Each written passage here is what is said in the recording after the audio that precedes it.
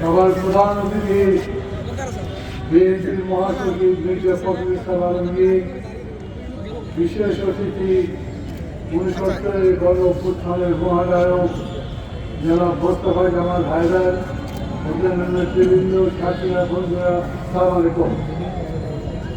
মহান নেতা, মজলুম জননেতা মৌলানা ভাসানীর প্রতি শ্রদ্ধা জানিয়ে আমি আমার সংক্ষিপ্ত বক্তব্য পেশ করব। বন্ধুগণ, দেশ এখন একটা ক্রান্তিকাল পার করছে। হাজার মানুষের রক্তদানের বিনিময়ে ১৫-১৬ বছরের লড়াইয়ের পর আমরা ফ্যাসিবাদকে পরাজিত করে একটা নতুন সরকার প্রতিষ্ঠা করেছি অন্তর্বর্তী সময়ের জন্য। অন্তর্বর্তী সরকার মানে হলো এই সরকার চলে গেছে, আর একটা সরকার আসা পর্যন্ত যে সময়, সেই সময় পর্যন্ত তারা দেশ চালাবেন, সরকার গঠন করবেন, নির্বাচনের ব্যবস্থা করবেন এবং পরবর্তী সরকারের হাতে ক্ষমতা দিয়ে চলে যাবেন। ১০০ দিন পার হয়েছে।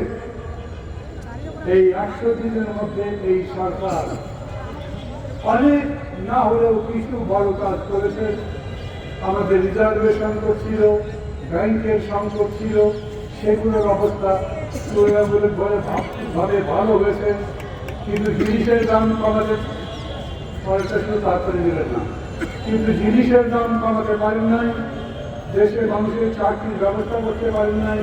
১০০ দিনের মধ্যে পাড়াই যাবে সেরকম কথা নাই। কিন্তু তার চেয়ে বড় কথা, আমরা বলেছিলাম যেই মানুষগুলোর রক্তের বিনিময়ে, জীবনের বিনিময়ে, ত্যাগের বিনিময়ে আমরা ফ্যাসিবাদ মুক্ত হলাম, তাদের যারা মারা গেছেন তাদের পরিবারের সচ্ছলভাবে যাতে চলে তার ব্যবস্থা করেন, যারা এখনো কাতরাচ্ছেন, আহত, চিকিৎসা পাচ্ছেন না, তাদের চিকিৎসার ব্যবস্থা করেন, যেন তাদের টাকা পয়সার ব্যবস্থা হয়। কিন্তু আপনারা জানেন, মাত্র ২ দিন আগে একজন মানুষ মারা গেছেন, মোহাম্মদ আব্দুল্লাহ, ৩ মাস ভোগবার পরে।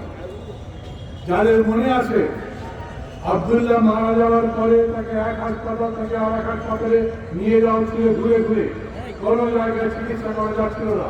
শেষ পর্যন্ত নেভি এসে নেভি হাসপাতালে নিয়ে গেছে এবং তারপরেও তার চিকিৎসার ব্যবস্থা করা যায়নি। পরশুদিন তিনি মারা গেছে। আমার হাতে সময় নেই, আমার পরে ফখরুল ভাই বক্তৃতা করবে। আমি শুধু জিজ্ঞেস করি, আপনাদের ভাবতে বলি, ৩ মাসের মধ্যে সেই মানুষটাকে বিদেশ পাঠানো যেত না? এতবার মহান মুক্তিযুদ্ধের পরে কত মুক্তিযোদ্ধাকে আমরা বিদেশ পাঠিয়েছি, চিকিৎসা করেছি, তাদের জীবন বেঁচেছে।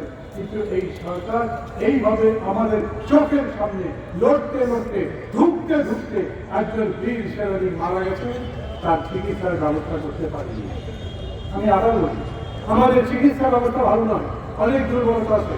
সরকারটা নতুন, বাইরে থেকে কাজ হয় দরকার ছিল, কিন্তু এটা ঠিক অনেক বেশি বোঝা নিয়ে এই সরকার করতে পারবে না। আমি বললাম না, এক সরকার থেকে আরেক সরকার গঠন পর্যন্ত তাকে এই কাজটা করতে হবে। আরেক সরকার গঠন মানে একটা ঠিকঠাক মতো নির্বাচন। শেখ হাসিনা নির্বাচন ধ্বংস করে দিয়ে চলে গেছেন। আমরা চাই এই সরকার এমন একটা নির্বাচনের ব্যবস্থা করুক যেটা আমরা সবাই গ্রহণ করতে পারি। এমন একটা নির্বাচন, যেই নির্বাচনে সবাই ভোট দিতে পারে, যে নির্বাচনে এমন একটা সরকার গঠিত হয় যে এই দেশে গণতন্ত্র নির্মাণ করতে পারে। আমরা এই সরকারকে সেই অনুরোধ করি, যত তাড়াতাড়ি পারেন সেই রকম নির্বাচনের ব্যবস্থা করে, নির্বাচন দিয়ে মান সম্মান নিয়ে আরও বেশি সম্মান অর্জন করে আপনারা আবার জনগণের কাতারে অথবা নিজ নিজ পেশায় ফিরে যান। আপনাদের সাফল্য কামনা করি। এই কথা বলে আমি আমার বক্তব্য